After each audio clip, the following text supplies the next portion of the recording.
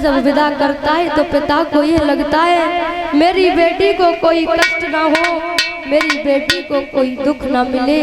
पिता को यही लगन रहती है।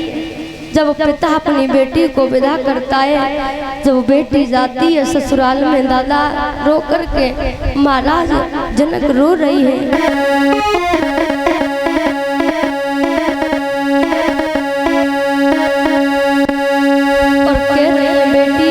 मेरे कुल की लाज को रखाना, आज तू यहाँ से जा रही है, न जाने कैसे ससुर मिलेंगे, न जाने कैसी सास मिलेगी। और रो कर के बोले हैं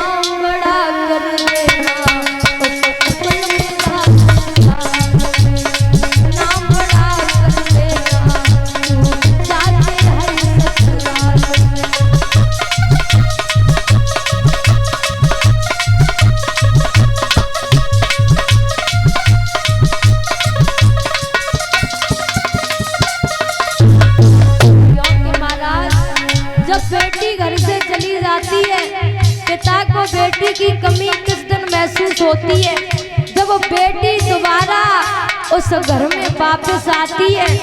और जब वापस आने के बाद में पिता दरवाजे पर बैठता है, जो बेटी पहली रोटी सेक करके पिता को लाती थी, पिता देखता है हमारी लाडो आ गई, हमें सबसे पहले भोजन देती थी, आज मेरी बेटी आ गई मेरे लिए भोजन लाएगी। लेकिन उस बेटी का उस घर में अधिकार उठ जाता है। दादा जब बेटी पराए घर पर पहुंच जाती है और पराए घर से भले ही 2 दिन व्यतीत करके आई हो, लेकिन उसका पिता तो यहाँ पर अधिकार उठ जाता है।